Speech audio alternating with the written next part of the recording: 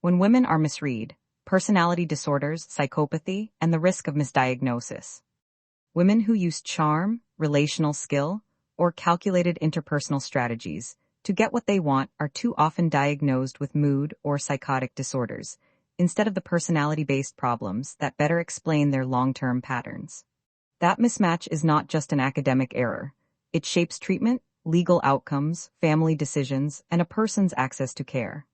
This article traces how bias and measurement gaps create the problem, illustrates the clinical distinctions that matter, and offers concrete steps clinicians, researchers, patients, and advocates can take to reduce harmful misdiagnosis.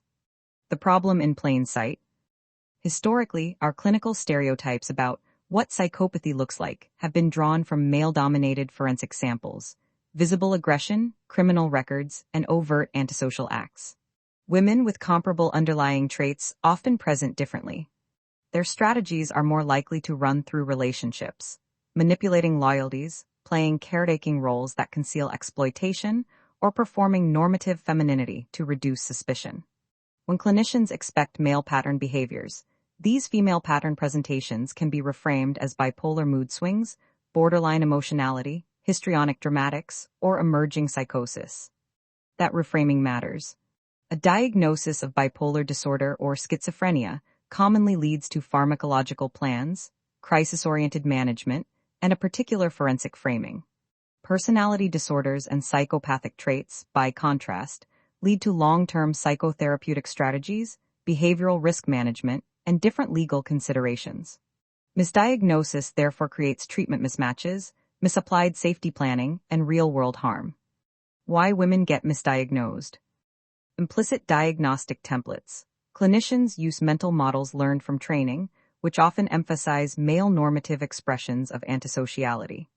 When a patient doesn't match that template, clinicians reach for more familiar labels. Overlapping symptoms. Emotional lability, suspiciousness, impulsivity, and interpersonal conflict crop up across bipolar disorder, borderline personality disorder, BPD, and psychosis. Without careful longitudinal data, it's easy to mistake enduring interpersonal style for episodic illness. Measurement bias. Many screening tools and psychopathy measures were validated on men, incarcerated samples, or clinical populations that underrepresent covert relational tactics common in female presentations.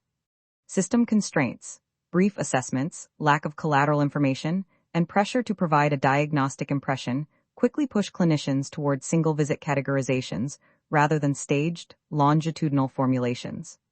Stigma and language. Clinicians sometimes avoid labeling women antisocial, preferring diagnoses perceived as less morally charged, which can make female psychopathic traits invisible. Key clinical distinctions to guide accurate diagnosis. The following distinctions are practical, observable, and clinically useful when trying to separate episodic illness from personality-based patterns. Course and stability. Episodic disorders, bipolar, primary psychotic illnesses, clear phases of illness with returns to baseline and symptom-free intervals. Personality disorders and psychopathic traits, pervasive, stable patterns of behavior across contexts and decades, typically traceable to adolescence or early adulthood. Emotional quality. Bipolar disorder, mood episodes that are temporally bounded, with subjective mood shifts that patients often describe as qualitatively different from their baseline. BPD, intense, painful effects tied to abandonment fears, identity disturbance, and dysregulated self-concept. Self-harm and suicidal gestures may be common. Psychopathic traits. Affect often appears shallow, instrumental, or inconsistent with stated inner life. Emotional displays may be opportunistic. Interpersonal strategy. Histrionic/narcissistic patterns, craving attention or admiration with performance-based behaviors. Borderline, instability, splitting, enmeshment, and frantic attachment behaviors. Antisocial/psychopathic patterns, routine deceit, calculated manipulation, predatory use of relationships, and instrumental exploitation without remorse. Reality testing and unusual beliefs. Schizophrenia/schizotypal illness, persistent thought disorder, hallucinations, and impaired reality testing. Paranoid personality style, pervasive suspiciousness without frank psychosis. Instrumental suspiciousness in psychopathy. Mistrust used strategically rather than reflecting a genuine break from reality. Treatment response. Bipolar/psychotic illnesses often show symptomatic improvement with appropriate medication. Personality disorders usually benefit most from structured, evidence-based psychotherapies, DBT, MBT, CBT variants. Psychopathic traits are least responsive to standard therapies. Risk management and behavioral contingencies dominate clinical planning. Practical steps to reduce misdiagnosis. For clinicians. Stage assessments. Avoid definitive long-term labels after a single brief visit. Use follow-up, collateral informants, and chart review to establish course. Add personality and psychopathy modules. When interpersonal manipulation or chronic exploitation appears, use structured PD interviews, SCID-5 PD equivalents, and gender-sensitive psychopathy items. Separate observation from theory. Record behaviors and interactions verbatim before moving to explanatory diagnoses. Use collateral and contextual data. Get records from schools, employers, family, or previous treatment settings to map patterns across time and roles. Reassess treatment response. Poor or inconsistent response to mood-stabilizing medication should prompt reconsideration of underlying personality features. For researchers and instrument developers. Validate tools in female and non-forensic samples. Include items that capture covert, relational, and prosocially masked antisocial strategies. Design longitudinal cohorts. Differentiate episodic disorder trajectories from enduring personality pathways across development. Study gendered presentations. Publish sex and gender stratified norms for key assessment instruments. For patients, families, and advocates. Prepare a timeline. Document long-term patterns of behavior, relationship histories, disciplinary or legal incidents, and treatment responses. Ask for personality-focused assessment. Request that clinicians include structured personality disorder evaluations or consult a specialist when diagnoses don't add up. Seek multidisciplinary review.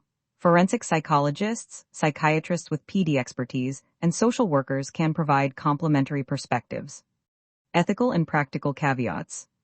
Labeling someone with a personality disorder or psychopathic traits carries stigma and legal consequences. Diagnoses should be made carefully, collaboratively, and transparently, with attention to potential harms of stigma and the patient's right to understand and respond to findings. Clinicians must balance safety and dignity. When personality-based risk is suspected, interventions should prioritize clear behavior contingencies, informed consent, and safeguards for vulnerable parties without defaulting to punitive approaches.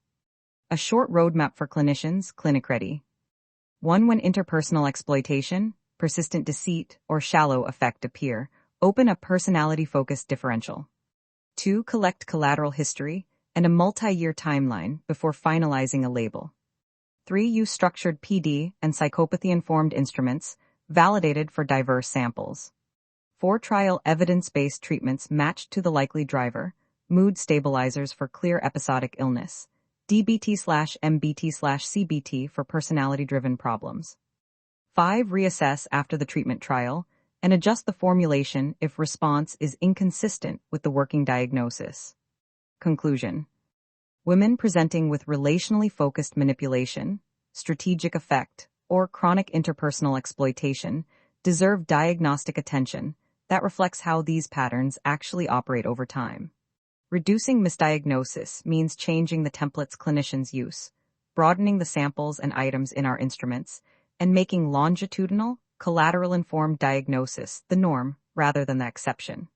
These changes will improve treatment alignment, protect stakeholders, and produce a fairer, more accurate clinical practice for everyone.